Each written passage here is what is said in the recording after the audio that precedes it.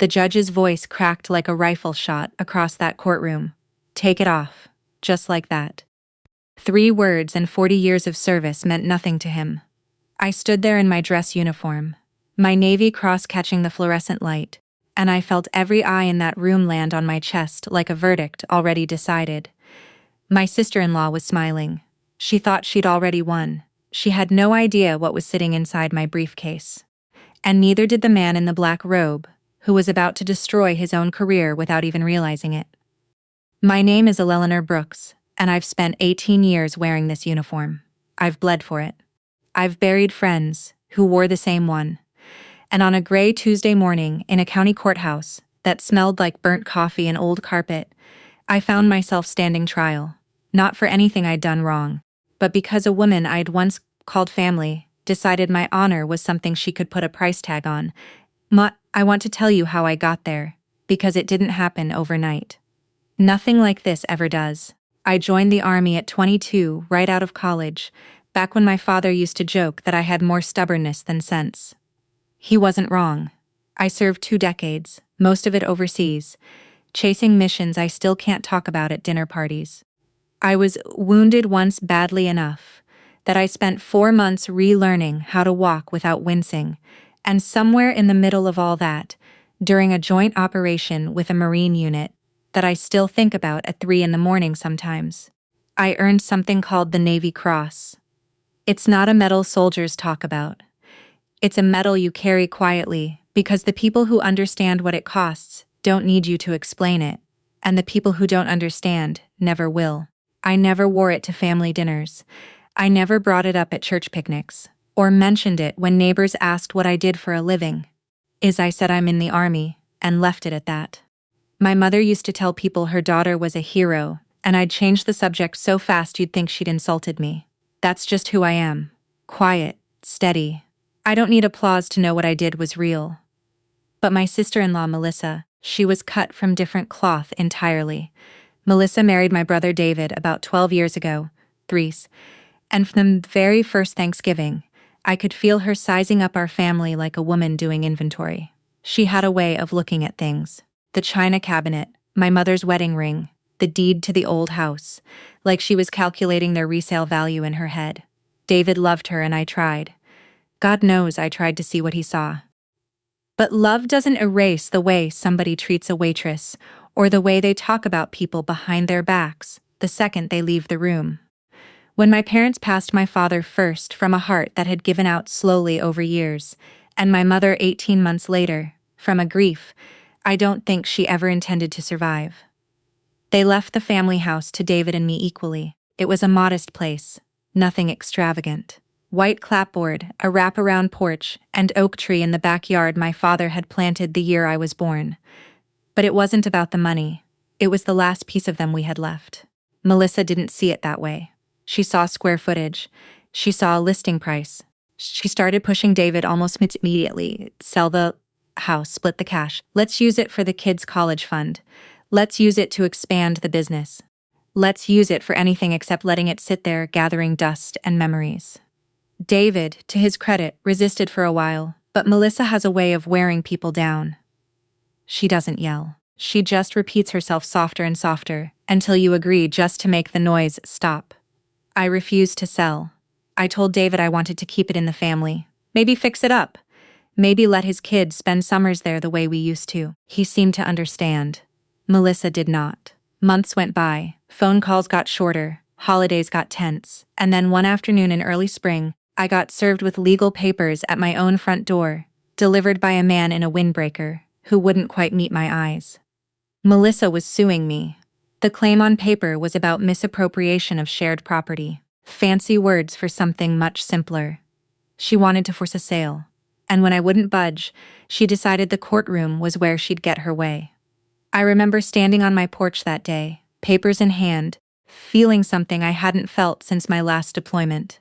Not fear exactly, more like the cold, clarifying calm that comes right before you have to do something difficult. David called me that night, apologetic, torn, caught in the middle of a war he never wanted. I told him I understood. I wasn't angry at him, but I also wasn't going to fold just because someone decided my patience was a weakness to exploit. So there I was, weeks later, walking into that courtroom in my dress uniform. Not for show, not for sympathy, but because I'd just come from a veterans memorial service that morning and hadn't had time to change. My Navy cross was pinned exactly where regulation said it should be. I sat down at the defendant's table, straightened my jacket, and glanced once at Melissa, who was already whispering something to her lawyer, with a smile stretched a little too wide across her face. I had no idea sitting there how strange this day was about to get.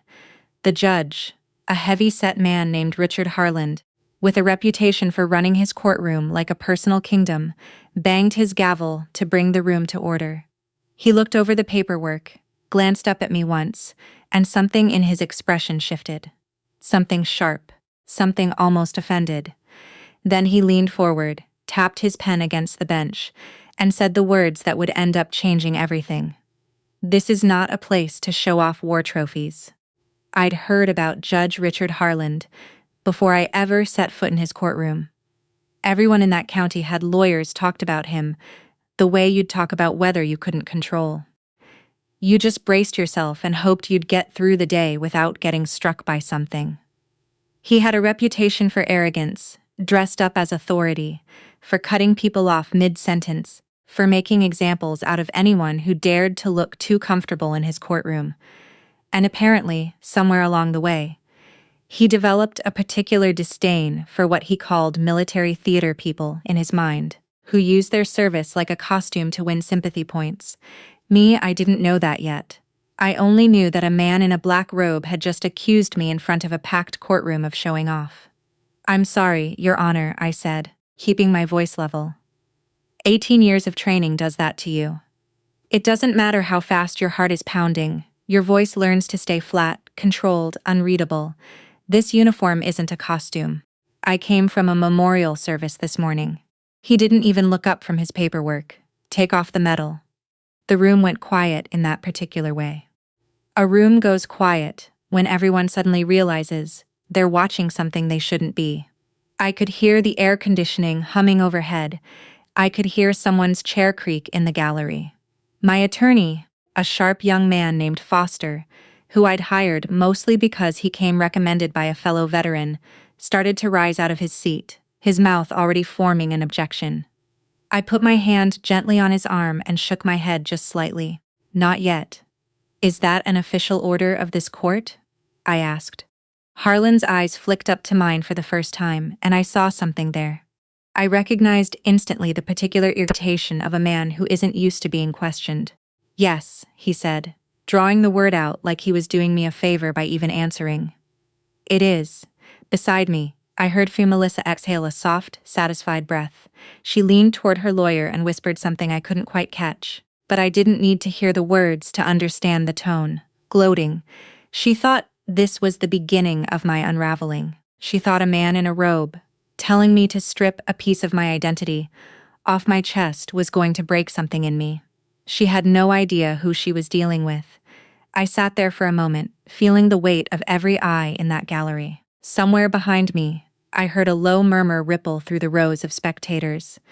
Court days like this one usually drew a strange mix of people, retirees who came just to watch law students doing research, a few regulars who treated the courthouse like a soap opera they couldn't miss an episode of. And scattered among them I noticed were a couple of older men sitting stiff-backed in the third row, the kind of posture you only get from years of formation drills. One of them, a silver-haired man in a faded ball cap, was staring at my chest with an expression that had shifted from curiosity to something closer to disbelief. He recognized it. I could see it happen in real time, the moment his eyes landed on the medal and something clicked into place. His jaw tightened. He leaned over and murmured something to the man beside him, who then also turned to look at me, this time with wide eyes. Neither of them said a word out loud. Nobody ever does in a courtroom. You learn early that the silence is its own kind of law, heavier than anything written down in a statute book. But I could feel that old veteran's discomfort radiating off him like heat from a stove. He knew exactly what that medal meant, and he knew exactly how wrong this moment was, and he sat there in his folding chair, unable to do a single thing about it. I thought about my father in that moment, oddly enough. He used to tell me that the loudest rooms were rarely where the real decisions got made. The real decisions happened in the quiet ones, in the pauses between words, in the choices people made when they thought no one important was watching. I'd carried that with me through every deployment, every debrief, every long silence in a command tent, waiting for orders that might never come.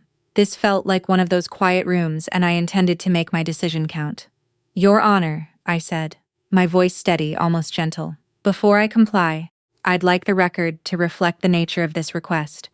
Harlan's jaw tightened the way a man's does when he senses he's being handled, but can't quite articulate how. "Ms. Brooks, this isn't a debate, Major Brooks," I corrected quietly. Not sharply, just a fact laid on the table like a card.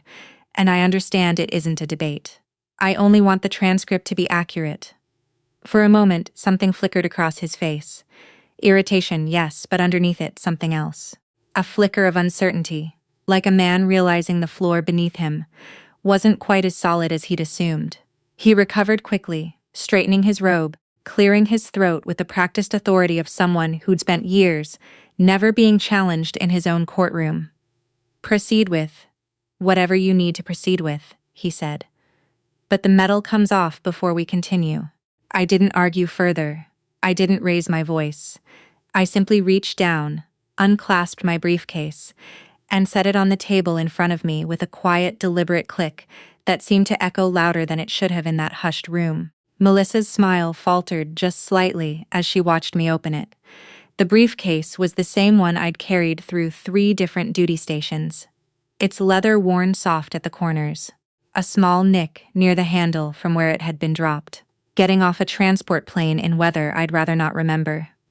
Inside, tucked in a blue folder I'd prepared weeks earlier, not out of paranoia, but out of the same discipline that had kept me alive in places most people only see on the news was everything I needed. I didn't say much. I never do in moments like that. Words tend to lose their weight when you throw too many of them around. So, I've learned to let documents speak when documents can speak better than I can. "Permission to approach, Your Honor," I said, and when he nodded almost impatiently, I walked the folder up to the bench myself, instead of routing it through the clerk. I wanted him to have to open it. I wanted him to have to touch it. He flipped it open with the kind of practice disinterest judges use when they've seen 10,000 exhibits and expect the 10,000 and first to be just as forgettable. The first page was a formal citation confirming the award of the Navy Cross, complete with the operational details that had been cleared for release, signed off by officers whose names carried weight in rooms far more serious than this one. I watched his eyes move across it. His expression didn't change much, but his hand resting on the edge of the bench went still. The second page was a Department of Defense verification record, the kind of document that exists specifically to settle disputes about military honors. Because apparently, in a country as large as ours, there are enough people willing to lie about their service that the government keeps official channels just to shut those lies down. Mine wasn't a lie. Mine had a case number, a verification stamp, a chain of signatures going back years. The third page was a formal legal opinion from the Office of the General Counsel, addressing something most civilians never think about: the protections and protocols surrounding the wearing of duly awarded military decorations during official proceedings. It wasn't a suggestion, it wasn't a courtesy. It was policy backed by federal guidance spelling out in plain language what judicial officers were expected to understand before making demands like the one Harlan had just made. I watched the color in his face shift, subtle at first, like a man realizing the ground under his feet had a crack in it he hadn't noticed. "This changes nothing," he said, but his voice had lost some of its earlier certainty. It came out clipped, defensive, the tone of a man trying to talk himself back onto solid footing. Melissa shifted in her seat. I didn't look at her, but I could feel the shift in her energy from across the room. The way you feel a change in weather pressure before the storm actually breaks. Her lawyer leaned over and murmured something to her, and whatever he said didn't seem to comfort her much because her hands folded in her lap, tightened into fists, I kept my voice even, calm, the same voice I used to give directions to soldiers half my age with fear behind their eyes. "Your Honor," I said. "I'd ask that you read the final page." He hesitated just for a second, but I saw it. The flicker of a man who suddenly understood. He was standing somewhere he hadn't meant to stand in front of an audience. He hadn't accounted for holding a piece of paper that was about to matter a great deal more than he wanted it to. Dap, he turned the page. I already knew what it said. I'd written the accompanying letter myself weeks before, when I first suspected this case might not stay contained to a simple property dispute. Melissa wasn't the type to let things go quietly, and I'd learned a long time ago that the best way to survive an ambush is to know it's coming before the first shot is fired. I watched him read. I watched his jaw work slightly, the muscle beneath his cheek tightening and releasing, tightening and releasing. I watched the flush climb up from his collar. That particular shade of red that isn't embarrassment exactly. It's closer to the color of a man realizing he might have just made a mistake in front of witnesses, in front of a court reporter, in front of a room full of people who would remember exactly what he said and how he said it. Somewhere behind me, the old veteran in the third row shifted forward in his seat like he sensed something was about to happen and didn't want to miss it. Harlan set the folder down slowly, deliberately, as though handling something that might detonate if jostled too hard. "Where did you get this?" he asked, and for the first time all morning, his voice didn't carry the weight of command. It carried something closer to concern. "I've had legal counsel for some time, Your Honor," I said simply. I anticipated this might become more complicated than a property dispute. He didn't answer right away. He just sat there staring down at that final page, his knuckles whitening slightly against the wood of the bench. I glanced just once at the court reporter, whose fingers had never stopped moving across her keys. Every word of this exchange, disappearing into the permanent record of that day. The final page was a memorandum, one most people outside legal and military circles never encounter, tucked away in guidance documents distributed to federal and state courts alike. It laid out in plain and unambiguous language the expectation that judicial officials handle properly worn military uniforms and decorations with appropriate respect during court proceedings, and that any request to remove them be grounded in clear legal necessity rather than personal discretion or assumption. There was no ambiguity in it, no room for a judge to claim he simply hadn't known better. I watched Harlan read it twice. His lips moved slightly on the second pass, the way people do when they're not just reading anymore. They're calculating running numbers in their head, trying to figure out how bad this actually was. How many people in that room had already seen enough to remember it clearly later? My attorney Foster cleared his throat beside me. "Your Honor, given the sensitivity of this matter, I'd like to formally request that the court's remarks from this morning be preserved verbatim in the official transcript." Harlan's eyes snapped up. "That's already standard procedure, Counselor. Just wanted it on the record." "Your Honor," Foster said, and I caught the faintest twitch at the corner of his mouth. He wasn't gloating. He was too professional for that. But there was something satisfying in watching a man who'd spent the morning throwing his weight around suddenly realized the floor was made of glass. The court clerk, a woman I hadn't paid much attention to until that moment, spoke up from her small desk near the bench. "For the record, Your Honor, today's proceedings are being recorded as per standard courtroom policy." I don't think Harlan had forgotten that fact. I think in the rush of his own irritation, he simply hadn't thought through what it meant. Every word he'd said, every dismissive comment about war trophies, every clipped demand that I strip a medal off my chest without so much as asking why I was wearing it had been captured, preserved, time-stamped, available, if it ever needed to be, to people whose job it was to review exactly this kind of conduct. I watched something shift behind his eyes. It wasn't quite panic. Men like Harlan don't panic easily. They've spent too many years mistaking control for invincibility. But it was the beginning of something close to it. The dawning uncomfortable awareness that he'd walked into a moment he couldn't simply talk his way back out of. Beside me, Melissa had gone very still. I glanced at her once, just briefly, and saw the calculation happening behind her eyes, too. She'd expected this morning to go a certain way. She had expected me to fold, to get flustered, to make some kind of scene that would paint me as unstable or difficult in front of a judge who already seemed inclined to see me that way. She hadn't expected the ground to shift underneath the judge instead. "Your Honor," I said, keeping my tone measured, almost gentle, "I understand the court has a great deal of discretion in how it manages proceedings. I've never questioned that. I only wanted to make sure that any request made of me today was made with full information." He didn't respond right away. He set the folder down, folded his hands together on top of it, and took a long breath. The kind of breath men take when they're trying to buy themselves a few seconds to think. "Let's move forward." He finally said, his voice quieter than it had been all morning. "We'll revisit procedural matters later." It wasn't an apology. I hadn't expected one. Not yet.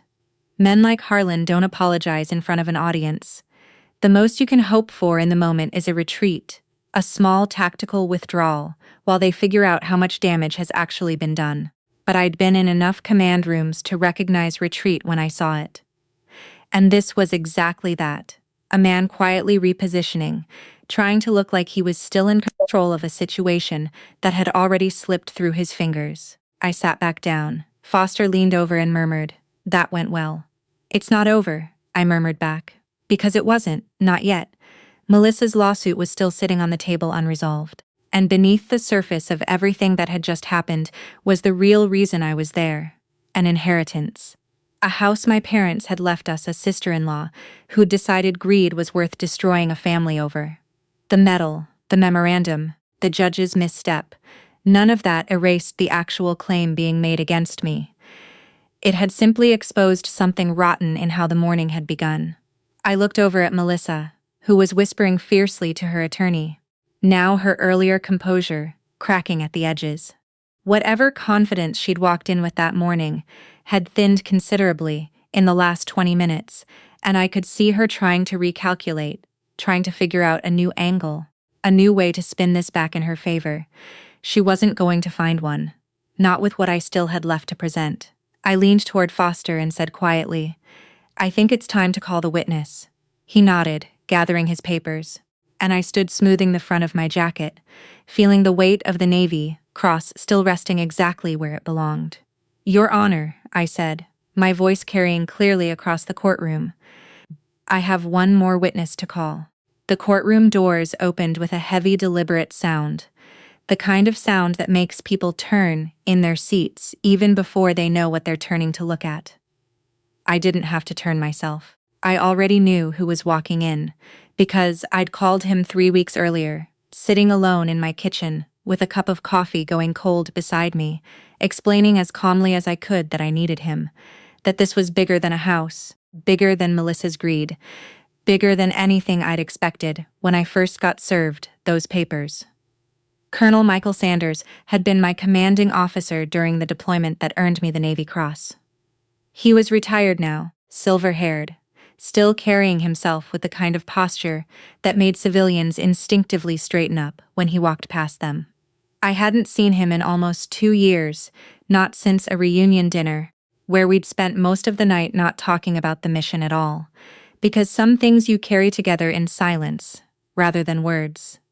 He walked down the center aisle in a suit instead of a uniform. But it didn't matter. Everyone in that courtroom could tell just from the way he moved that this was a man who'd spent his life giving orders and having them followed without question. Harlan's expression shifted. The moment Sanders took the stand, I don't think he recognized him immediately, but he recognized something, a presence, a gravity that filled the room differently than anything that had come before it. Foster walked him through his credentials first. 31 years of service, 2 combat deployments as a young officer, then years commanding units overseas, including the joint operation where he'd served as my direct commanding officer. He answered each question with the flat, unhurried precision of a man who'd testified in front of far more serious tribunals than a county courthouse handling a property dispute. Colonel Sanders Foster asked, "Can you confirm Major Brooks's account of the events that led to her receiving the Navy Cross?" I can, Sanders said. I was there. I submitted the recommendation myself. He described it plainly without embellishment, the way men who've actually seen combat tend to describe it. None of the swelling music you hear in movies, just facts laid out one after another, each one heavier than the last. He talked about the operation, about the moment things went wrong, about a decision I'd made under fire that had saved lives that weren't supposed to make it out of that situation. I sat very still while he spoke. I always do when someone else tells that story. It's easier to hear it in someone else's voice than to carry the weight of telling it myself. I noticed the old veteran in the third row lean forward, elbows on his knees, listening like a man in church. Then Sanders said something I hadn't planned for, something that hadn't been in our rehearsed questions. I should also mention, he said, turning slightly toward the bench, that I spent the last several years of my career training judicial and legal personnel in military protocol, including proper courtroom conduct regarding uniforms and decorations. It's part of a continuing education program many jurisdictions require. The room went very quiet.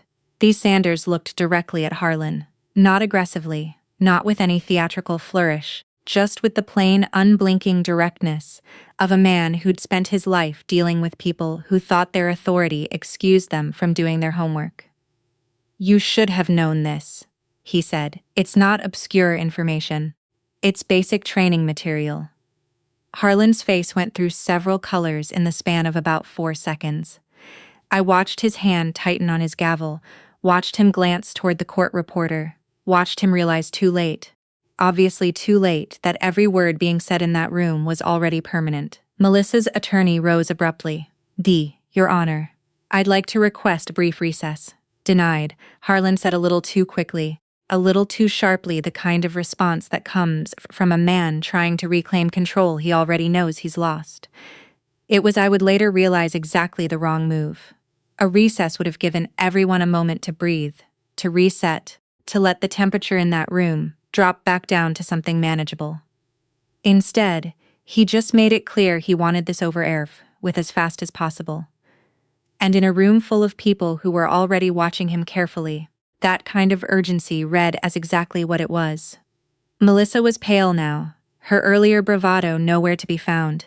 She kept glancing at her lawyer like she expected him to produce some kind of miracle. But lawyers can't manufacture miracles out of a case that was never built on solid ground to begin with. I reached into my jacket pocket and pulled out my phone. Foster looked at me, a question in his eyes. I gave him a small nod, the kind you give someone right before you commit to something you can't take back. Your Honor, I said, my voice calm, steady, carrying easily across the silence. Before we continue, there's something I need the court to be aware of. I set the phone down on the table in front of me, screen facing up. Please go ahead, I said, mostly to myself. Mostly to the moment itself. I hadn't planned to use the phone that morning. Truthfully, I'd hoped I wouldn't need to.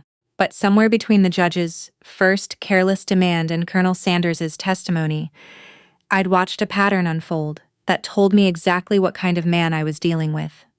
Someone who mistook his robe for immunity, who assumed that behind those walls, his word was the only law that mattered. And men like that don't stop on their own. They stop when something bigger than their own certainty finally catches up to them. I nodded to Foster, and he connected my phone to the small display screen the court used for evidence presentations. It took a moment for the technician in the corner of the room to get the cable working, a small, almost comically ordinary delay in the middle of a moment that felt anything but ordinary. Nobody spoke while we waited. I could hear the air conditioning again, that same low hum from earlier, and somewhere behind me, a chair creaked as someone shifted their weight. Then the screen flickered to life. It was a confirmation notice, time-stamped and official, showing that a formal complaint had been submitted just minutes before the proceedings began that morning. Not out of malice. Not as some kind of trap I'd set for the judge to walk into blindly. I want to be honest about that because I think it matters. I hadn't known exactly how the morning would unfold. I'd only known from the tone of the pre-trial filings and a few conversations with Foster that something about this case felt engineered to be more theatrical than it needed to be. And I'd learned a long time ago that when you sense a fight coming, you prepare before it arrives, not after. The complaint wasn't filed to punish anyone in advance. It was filed to protect the integrity of the process, to make sure that whatever happened in that courtroom happened under proper scrutiny. Same way every serious military operation I'd ever been part of required oversight, documentation, accountability. It's not about revenge. It's about making sure the people entrusted with authority actually earned the right to keep it. The recipients were listed clearly on the screen. The Judicial Oversight Committee, the state's Judicial Ethics Investigator, the Regional Veterans Affairs Liaison Office, given the nature of the potential violation. Each name sat there in plain black text, undeniable, unchangeable, already in motion before the first word had even been spoken that morning. I heard Harlan's breath catch just slightly. It was such a small sound, but in a silent room, small sounds carry. Everything said here today, I explained, keeping my voice level, has already been recorded through the court's own system as confirmed by the clerk. That recording, along with today's transcript, will be part of the review process. Harlan didn't say anything right away.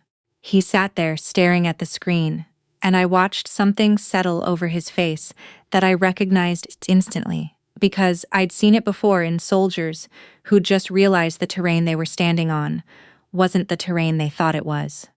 It's a particular kind of stillness, not fear, exactly, more like the sudden sinking understanding that the outcome of the next several months was no longer entirely in your hands.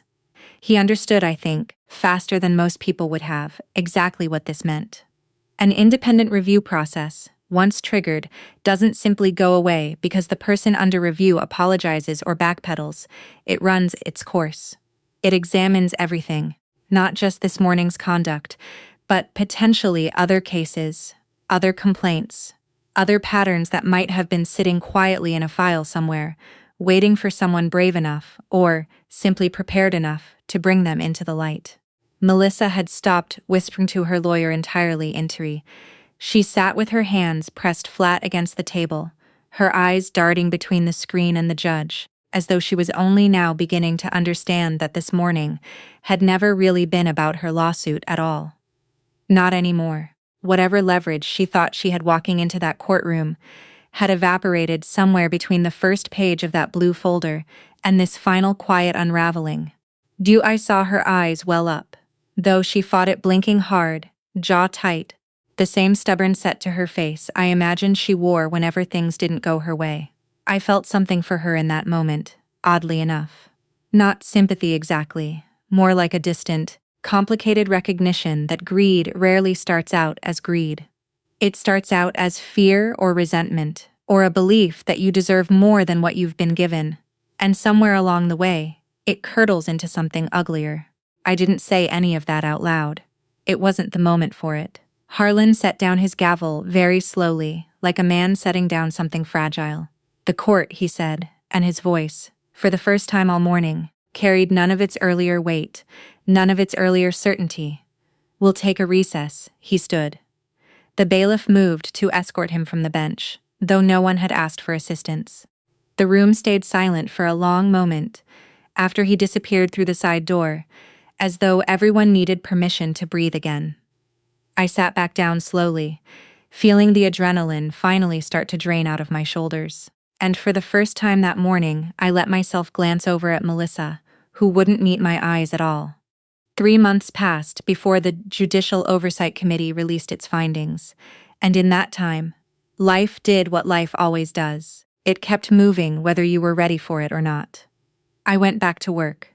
I attended a funeral for a fellow veteran I'd served with years earlier, stood at attention in a cemetery under a gray sky, and thought more than once about how strange it was that honor sometimes gets tested in places you'd never expect. Not just on a battlefield, but in a courtroom on an ordinary Tuesday morning. When the results finally came in, they came through a formal letter, plain and understated, the kind of document that carries enormous weight despite its unremarkable appearance. Judge Richard Harland had been formally disciplined following the investigation and ultimately removed from the bench. It wasn't framed as punishment for one careless remark about a medal. It was the result of a broader review that examined his conduct patterns over several years, and my case, it turned out, had simply been the thread that unraveled the rest. I felt no satisfaction reading it, only a quiet, settled sense that something had been corrected that needed correcting. Melissa's lawsuit collapsed not long after that. The judge assigned to the reopened proceedings reviewed the original claims and found them baseless, built on nothing but frustration and a desire for a payout that was never legally hers to demand. The court ordered her to reimburse my legal costs, a consequence of what the ruling called a meritless filing, pursued in bad faith. I remember reading that phrase, bad faith, and thinking about how rarely the law finds language sharp enough to describe what greed actually looks like up close. The family found out everything. Eventually, David came to see me on a Sunday afternoon, a few weeks after the ruling, sitting across from me at my kitchen table, with his hands wrapped around a mug of coffee he never drank. He apologized not just for the lawsuit, but for years of not paying closer attention, for letting Melissa's resentment simmer, without ever really asking where it came from or where it was heading. I told him what I'd learned a long time ago in the Army, that you can't always stop someone from making a mistake, but you can decide how you respond when the dust settles. He nodded, and for the first time in a long while, I felt like I had my brother back, not just a man caught in the middle of someone else's storm. Melissa left not long after. Not just the marriage, though. That came too eventually, quietly, without the drama I think she once imagined she was capable of creating. She left the family altogether, distancing herself from gatherings, from holidays, from the slow, patient work of repairing what she'd spent years chipping away at. I don't know exactly where she is now. Sometimes I wonder if she thinks about that morning in the courtroom, about the moment the ground shifted under everyone's feet, including her own. I hope wherever she is, she's found something better to build her life around than resentment. I mean that. Honestly, bitterness is a heavy thing to carry, and I've never wished that weight on anyone, not even her. As for me, I didn't celebrate. There wasn't a party, no toast, raised in victory. The day the results came through, I drove out to the old house instead, the one my parents left us, the one this entire ordeal had technically been about, though by the end, it had become about something so much larger than square footage and property lines. I walked through the room, slowly running my hand along the same banister I used to slide down as a kid. Standing for a long moment under the oak tree my father planted the year I was born now, tall enough to shade half the backyard. I took my navy cross out of the small wooden box where I usually kept it tucked away from daily view. Not because I was ashamed of it, but because I've never needed to see it every day to remember what it meant. I held it in my palm for a while, feeling the weight of it, thinking about the young woman I'd been on the day I earned it, and the older woman I'd become in the years since, and how strange it was that the same metal that once nearly cost me everything in a courtroom had ultimately been the thing that saved me. I don't need anyone else's permission to know what I did was real. I never did. Honor was never about being recognized. It's about not betraying it. Even in the moments when no one else is watching, even when the person questioning you sits above you in a black robe and a gavel, and thinks that gives them the final word, it doesn't. It never has. I stepped out onto the front porch that evening as the sun started to dip behind the trees, the American flag my father used to fly still hanging from its post by the steps moving gently in the breeze. And I thought about how some people believe power gives them the right to insult another person's dignity. But, in a country built on the rule of law, power only survives when it walks hand in hand with responsibility. The day that judge ordered me to remove my Navy Cross, he thought he was putting me on trial. In the end, it was his own career standing before the bench. If this story moved you even a little, I'd love to hear where it landed with you. Drop a comment below, and let me know where you're watching from tonight. It means more than you'd think to hear from you. We've got so many more stories like this one waiting to be told. So, if you don't want to miss the next one, go ahead and subscribe. Let's keep this journey going. Kyle stood in the doorway of our bedroom, arms crossed, watching me struggle to sit up against the pillows. I still had the surgical brace strapped around my lower back. I still had the faint bruise from the IV line on my left hand, and he said it like he was reading me a weather report. This Saturday, all 12 members of my family are staying at our house for 2 weeks. Have everything ready. I actually laughed, thinking it was a joke.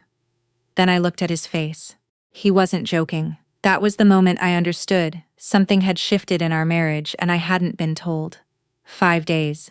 That's how long it had been, since Dr. Whitfield closed the incision along my spine and told me in that flat, clinical voice doctors use when they want you to actually listen, that I needed a minimum of 4 weeks without lifting, without standing more than 15 minutes at a stretch, without climbing stairs more than once or twice a day. He'd handed me a printed sheet with the restrictions in bold. I still had it folded in my nightstand drawer, right next to the bottle of oxycodone I was trying to take as little of as possible. "Kyle," I said, keeping my voice even because I'd learned a long time ago that raising it never got me anywhere with him. "I just had surgery. Please, can we postpone it until next weekend? Even just a few days would help." He didn't look up from his phone. "No one is waiting. Just do as I say." That sentence landed somewhere I didn't expect. Not in my chest where I thought hurt was supposed to live. It landed lower in my stomach, in the place where you feel something curdle. 22 years of marriage, and he'd never spoken to me quite like that before. Not with that particular coldness. Like I was an employee who'd asked for a day off during a busy season, and he was simply informing me the request was denied. I didn't argue. I've never been a woman who argues well in the moment. I need time to turn things over to look at them from every angle before I know what I actually think. "Through so." I just nodded, and he left the room satisfied, already texting his mother the arrival details. I assumed, though I didn't ask. That night, I lay awake long after Kyle's breathing evened out beside me. The ceiling fan turned slowly overhead, the blades catching the blue light from the street lamp outside our window. My back ached in that deep structural way that reminded me my body was healing from something serious, something that had involved a surgeon cutting through muscle to reach bone. And for the first time, in longer than I could remember, I let myself actually think about the last 2 decades, instead of just living through them. Every summer without fail, Kyle's family descended on our house like a small cheerful army. His parents, George and Linda, who'd been married 50 years, and had opinions about everything from how I loaded the dishwasher to how I seasoned a roast. His brother, Ethan, who'd said more than once, usually after his 3rd beer, that this house had always felt like the family house, as if that were a compliment and not a small act of erasure. Ethan's wife and their 2 teenagers, Kyle's younger sister and her husband, their toddler, who was admittedly adorable, but who also meant I spent 2 weeks cutting grapes into quarters and wiping down high chairs. 12 people for 2 weeks every single summer since Kyle and I got married. I did the math once years ago out of curiosity more than anything, and stopped when the number of hours started to feel like an accusation. I bought the groceries a specific list, because Linda didn't eat gluten and George didn't eat anything spicy, and the teenagers apparently required a constant supply of a particular brand of string cheese. I made up the beds in the guest room and blew up the air mattresses for the overflow. I did the laundry, mountains of it, towels and sheets that smelled like other people's homes. I drove to the airport. I planned the meals. I smiled in photographs where I was always the one slightly outside the frame, the one who'd just run back into the kitchen to check on something. Not once in 22 years had anyone asked if I was tired. Not once had anyone asked if the timing worked for me. It had simply always worked, because I had simply always made it work, the way water finds the lowest point and settles there without complaint. I thought about our daughter Chloe away at college now, probably asleep in some dorm room, 3 states, over blissfully unaware that her mother was lying in the dark, doing arithmetic on her own exhaustion. I thought about the promise I'd made to myself in the hospital recovery room, groggy from anesthesia, when I told myself that this surgery was going to be the thing that finally slowed me down, finally made me protect myself, the way I'd spent 2 decades protecting everyone else. I reached for the bottle of pain medication on the nightstand, shook out 1 pill, then set it back down without taking it. I wanted my head clear. Instead, I reached past it for my laptop, the screen throwing pale light across the blanket, across the brace still cinched around my middle. I wasn't checking recipes. I wasn't building a grocery list or looking up which hotel might have a crib for the baby. For the first time in my marriage, I opened the folder containing the deed to our house. The deed was exactly where I remembered. It tucked into a manila folder in the fireproof box my father had bought decades ago. Back when he still worried about things like fires and floods and the ordinary disasters of life. I hadn't opened that box in years. There was no reason to. But that night, with Kyle asleep beside me and my back throbbing in slow, deliberate waves, I carried my laptop and a small flashlight into the hallway bathroom, locked the door, and sat on the closed toilet lid, reading paperwork, like it was a novel I couldn't put down. My parents bought this house in 1994. I grew up in it in the room that later became my daughter's nursery, then her bedroom, then the guest room where Kyle's mother slept every summer without ever once thanking me for the fresh sheets. When my father passed 8 years ago, and my mother followed 2 years after him, the house came to me, not to me and Kyle. To me. I remembered signing papers at the lawyer's office, remembered Kyle sitting beside me that day, distracted checking his phone saying, "That's great, honey," without really looking up. He'd never asked to see the deed, he'd never needed to. In his mind, from the day we moved our furniture back into my childhood home, it simply became our house. And somewhere in that quiet grammatical shift, my ownership dissolved into something communal. Something he felt entitled to open up to 12 relatives without asking me first. I read every page twice. The language was plain, almost startling in its clarity. Sole owner. My name, and only my name, printed beneath my father's signature and the notary's seal. I sat there in the bathroom at 1 a.m, my knees pulled up awkwardly, because bending my spine still hurt and felt something in me settle. Not anger, exactly. Something steadier than anger. Clarity, maybe. The next morning after Kyle left work, I called Diane Foster, the attorney who'd handled my parents' estate. I hadn't spoken to her in years, but she remembered me right away. Remembered the little jar of homemade jam I'd brought to her office out of gratitude after the estate closed. I told her everything. The surgery. The 12 relatives. Kyle's flat refusal to even consider postponing. She listened without interrupting the way good lawyers do, letting me talk myself all the way to the point. "Melissa," she said finally, "let me ask you's on the deed." "Mine," I said, "just mine." "Then legally, you have full authority over who occupies that property and under what conditions. Your husband doesn't need to co-sign a decision about your own home. You're not asking permission. You're informing him." I sat with that for a long moment, the phone warm against my ear. "I don't want to hurt him," I said, and I meant it.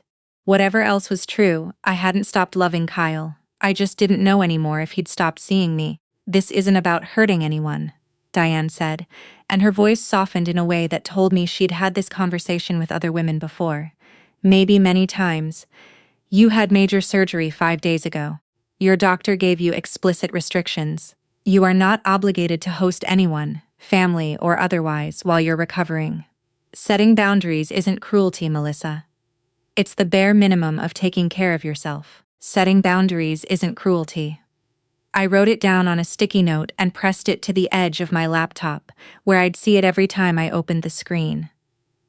We talked for another 20 minutes about logistics, what I could legally do, what documentation I'd need, how to handle things cleanly and without leaving room for anyone to claim I'd acted out of spite.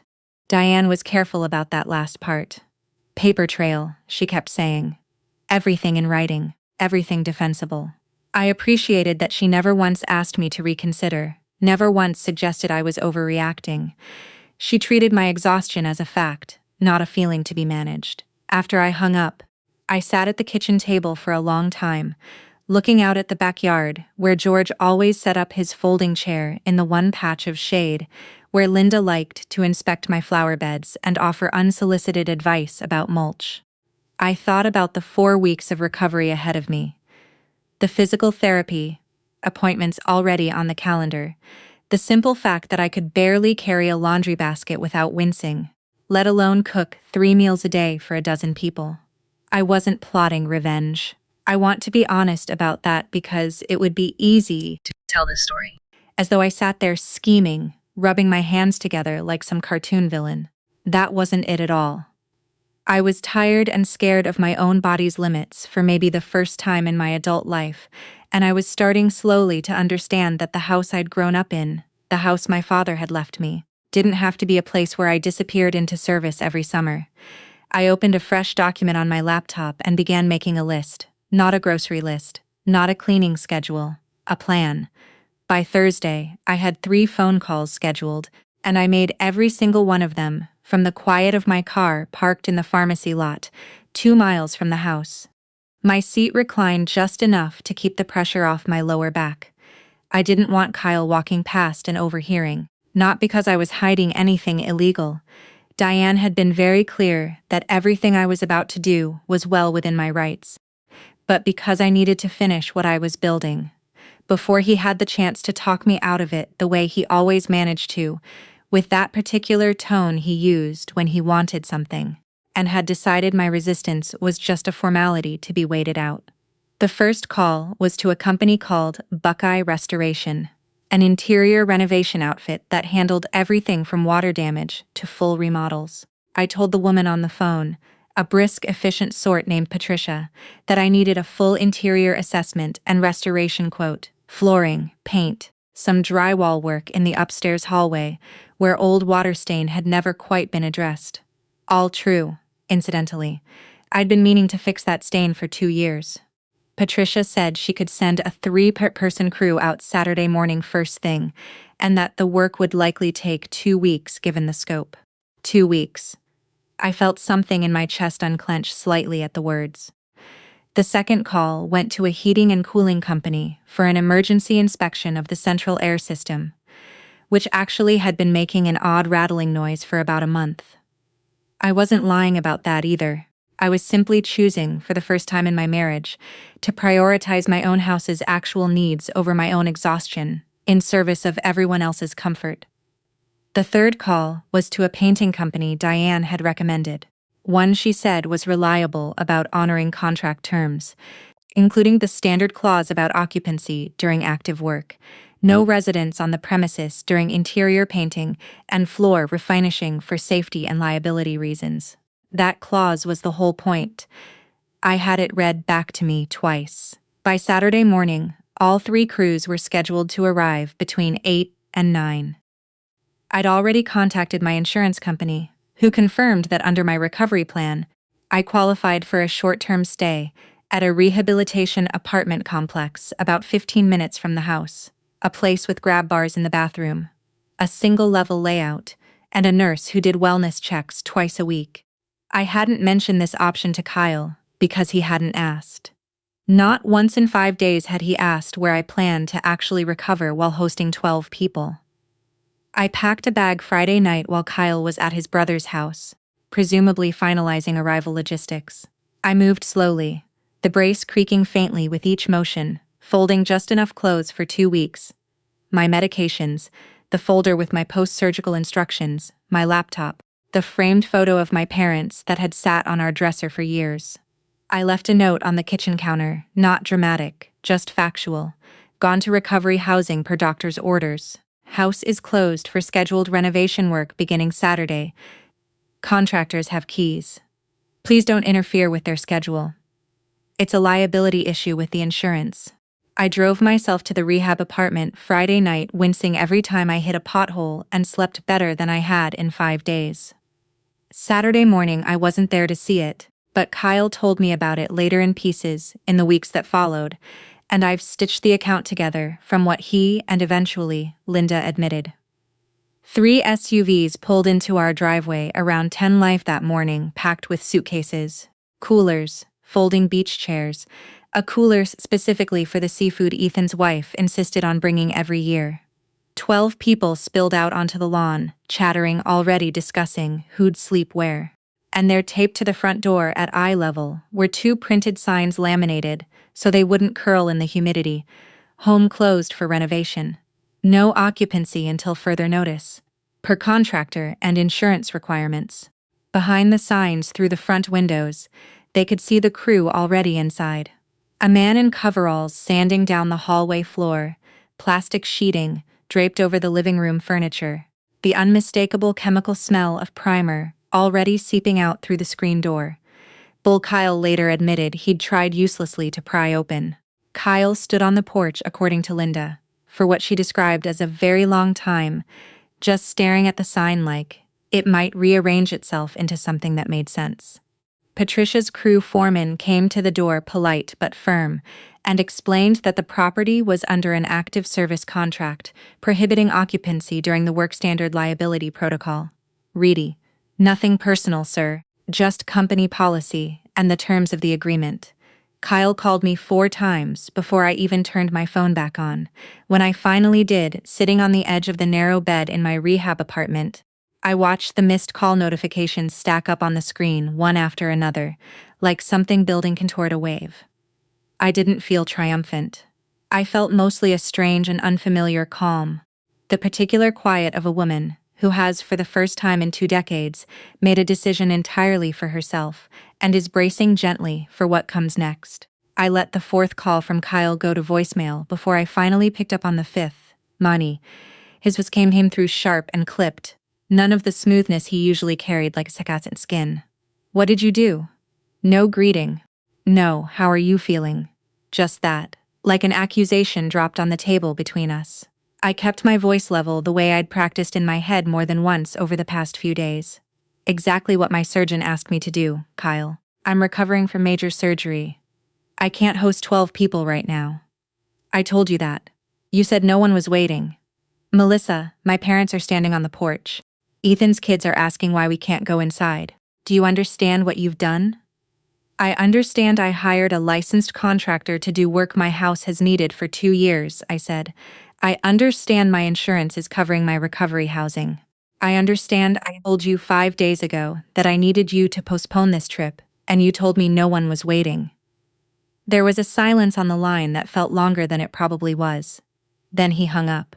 Linda called next, and I almost didn't answer, but some old habit of politeness, or maybe just curiosity about what she'd say, made me pick up. Her voice was tight with the particular fury of a woman used to getting her way through sheer persistence. "Do you have any idea how humiliating this is? We drove 6 hours. The children are exhausted. This is completely selfish of you, Melissa. Completely it's..." She caught herself before finishing the word, but I heard it anyway, heard the shape of it in her throat, each key, selfish.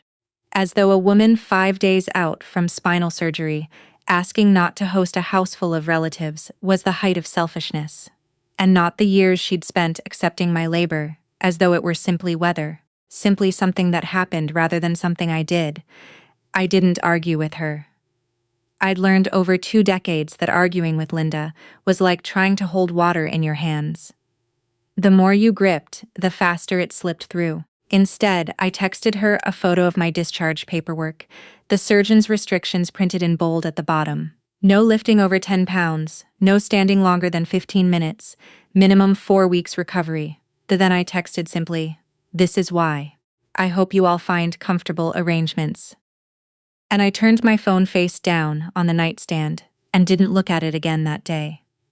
George's voicemail came through later that evening, his tone booming even through the phone's tinny speaker. Something about how I'd made the whole family look foolish, how a wife doesn't just disappear when her husband needs her. I listened to it once, then deleted it, and found that my hands weren't even shaking. I'd expected to feel shaken. Instead, I felt like someone who'd finally set down a piece of furniture she'd been carrying so long she'd forgotten. Her arms could ache from something other than that specific weight. Kyle, meanwhile, was navigating a crisis I'd spent 22 summers quietly managing, without him ever noticing the machinery behind it. 12 people needed somewhere to sleep, and nothing was available at the reasonable inn on Route 9. Apparently, there was a wedding that weekend, so he ended up booking rooms at the Marriott, near the Interstate 2 hours. Before check-in even opened at a rate that I later learned, from the one time he made the mistake of complaining about it, within earshot of Ethan, came to just under $4,000 for the full 2 weeks, not counting meals. I heard through the fragments Kyle let slip in the days that followed, how the week unfolded for him. He was the one who had to figure out at 9:00 at night what a family of 12 wanted for dinner, only to discover that George didn't like the Italian place Kyle had picked. And Linda's stomach couldn't handle the Mexican restaurant Ethan suggested as a compromise. And the toddler needed a specific brand of crackers that wasn't sold at the gas station's convenience store, where Kyle ended up exhausted at 10:00 p.m. He was the one driving his parents to the pharmacy for George's blood pressure medication, which they'd forgotten, and driving Ethan's teenagers to the outlet mall because they were bored and fielding a dozen small requests that used to simply resolve themselves before he even noticed them as requests, because I had always resolved them first. I wasn't there to see any of it, but I could picture it with unsettling clarity, because I'd lived it myself for 22 summers invisible and unthanked.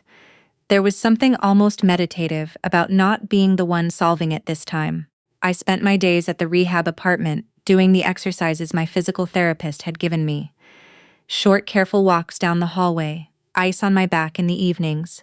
Reading a novel I'd started 8 months ago and never finished because there was never quiet enough in my own house to hold a thought for longer than 10 minutes.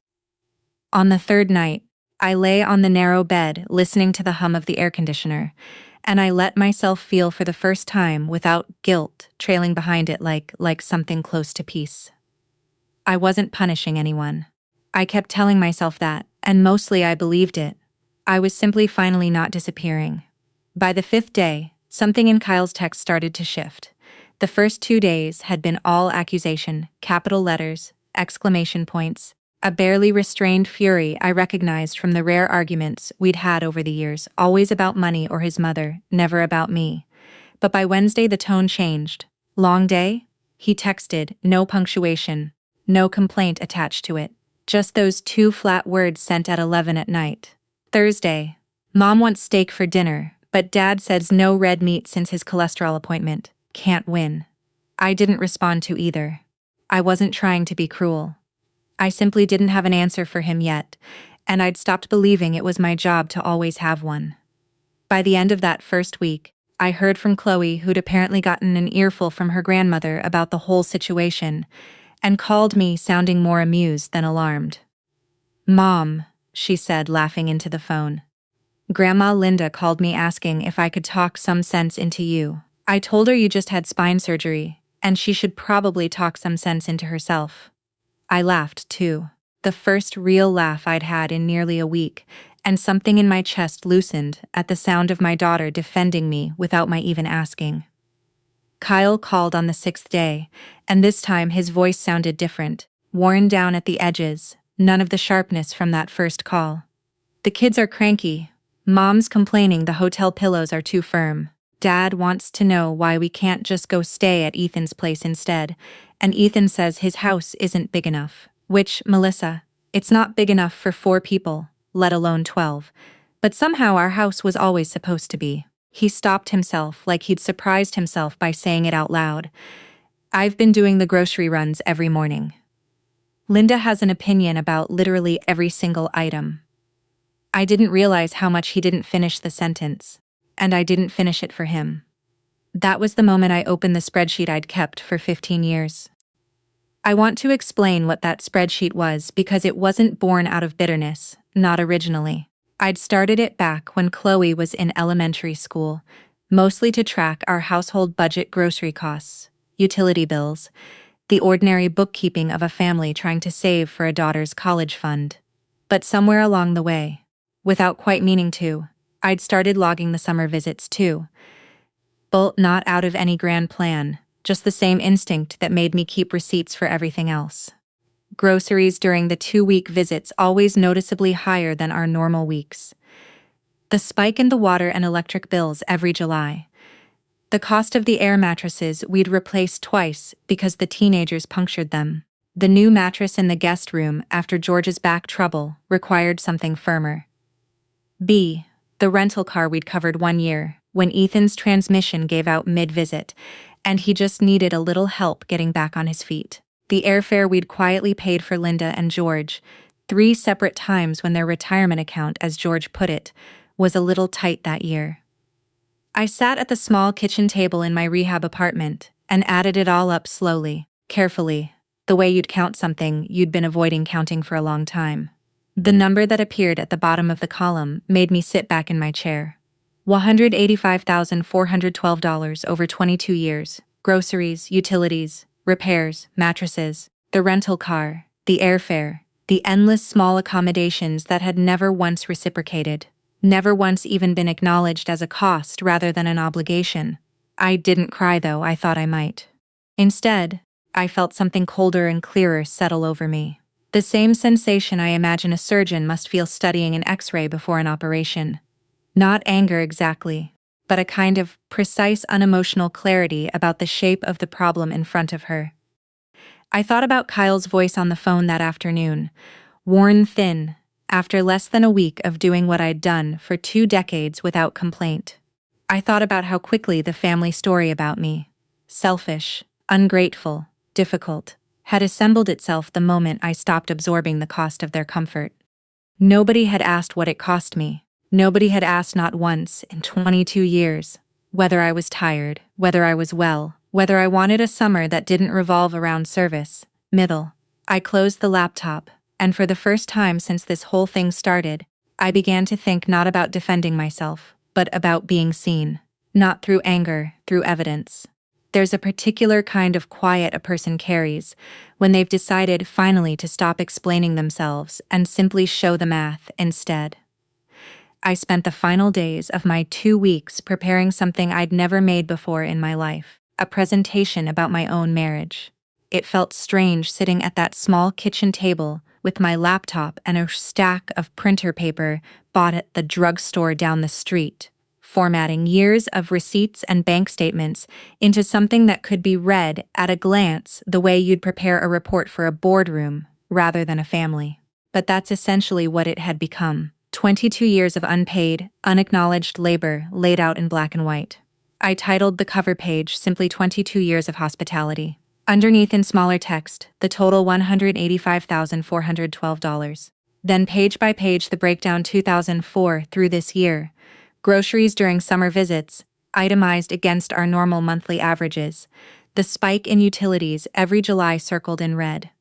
The replacement air mattresses, the guest room mattress, the rental car, the 3 years of airfare for George and Linda. I included photographs too, ones I'd taken over the years without any particular purpose beyond documentation. Linda in the kitchen, I'd stalked George asleep in the recliner.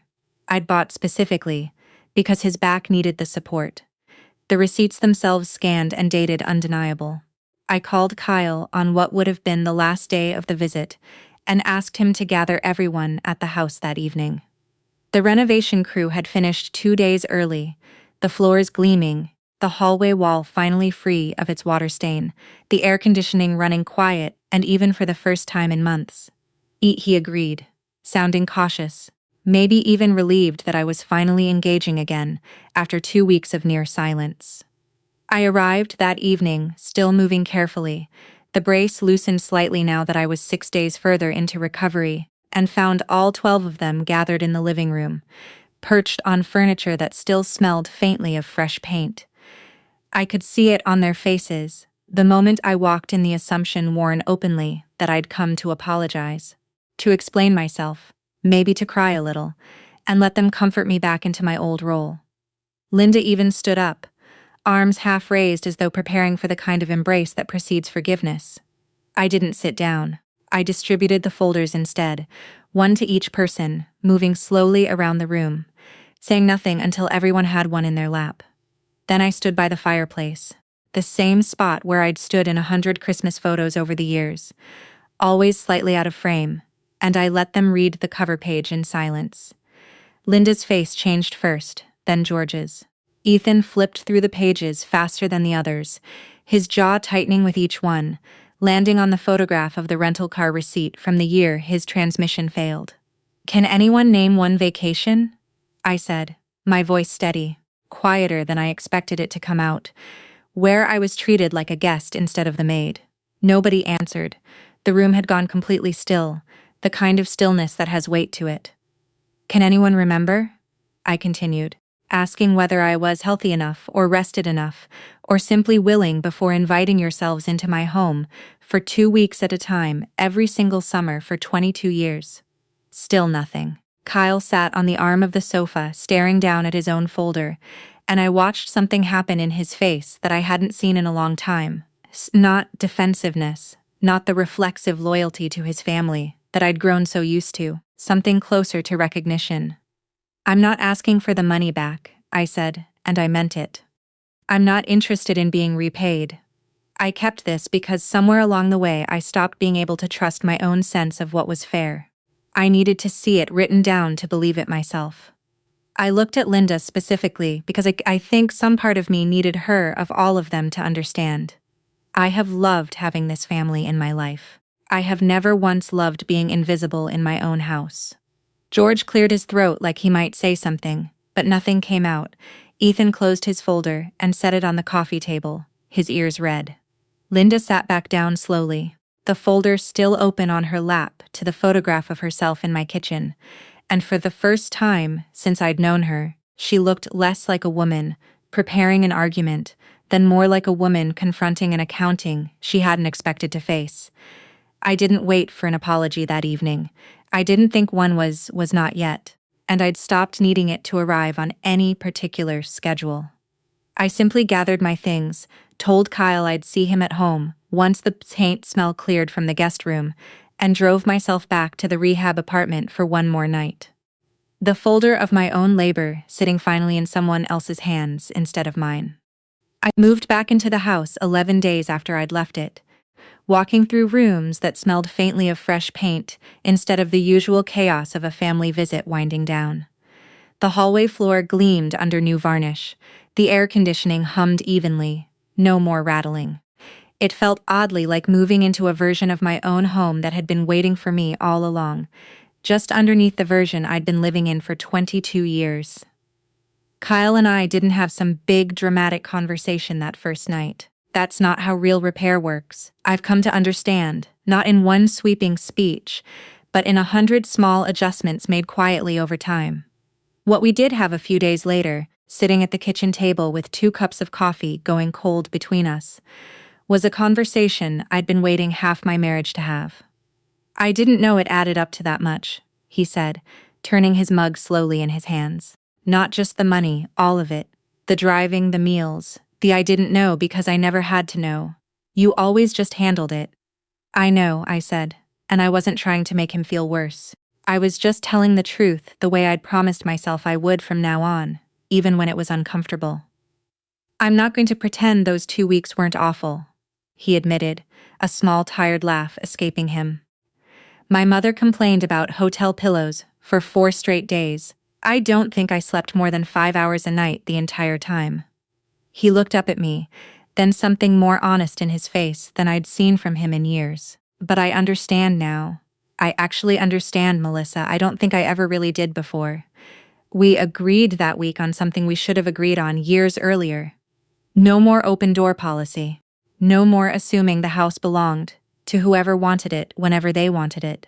Any future visit from his family, or mine for that matter, though my side had always been smaller, quieter, easier, would require both of our agreement in advance and would come with clear expectations. Guests would help with groceries, and guests would clean up after themselves. Guests would not treat me as staff, simply because I happened to know where everything was kept. The real test came about 6 weeks later at a smaller family dinner. Just Kyle's parents, this time invited properly, with 2 weeks' notice, and an explicit conversation beforehand about what the visit would look like. Izzy George arrived stiff and formal, clearly still smarting from the folder I'd handed him, and made a point of complimenting the renovated hallway in a tone that suggested he was trying very hard to find something safe to say. Linda, for her part, brought a casserole dish, something she had never once done in 22 years of visits, and set it on the counter with a kind of careful deliberateness, as though placing an offering. Partway through dinner, Ethan called Kyle's phone.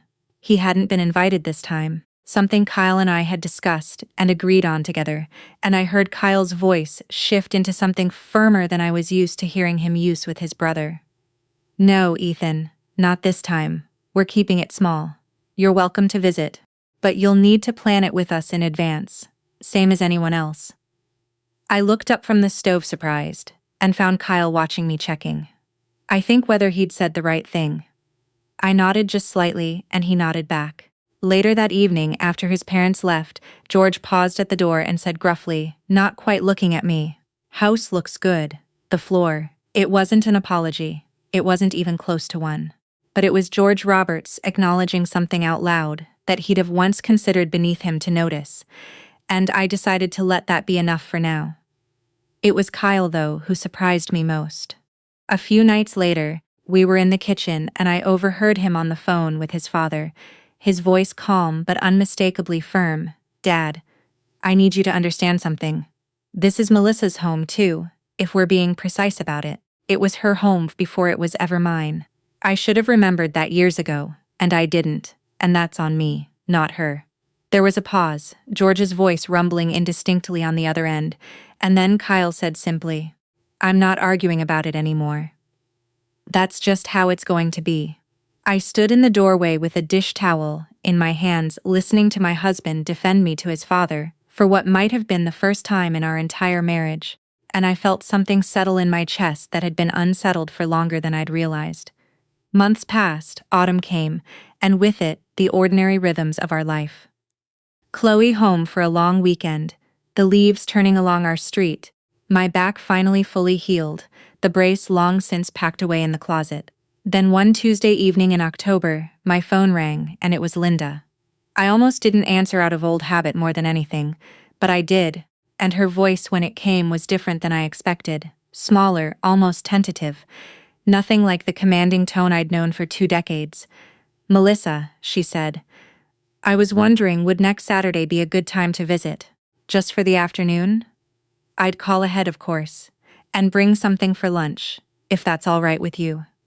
I smiled, standing alone in my kitchen, the late afternoon light coming gold through the window over the sink. It wasn't an apology.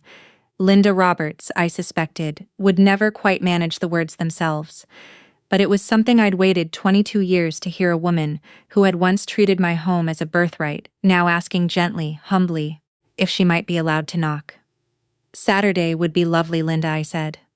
"I'll see you then. If you've ever felt invisible in your own home, if you've ever given so much of yourself that people forgot to ask whether you had anything left to give." I hope this story reminded you that it's never too late to be seen. I'd love to know where this story found you tonight. Drop a comment below and let me know what city you're watching from.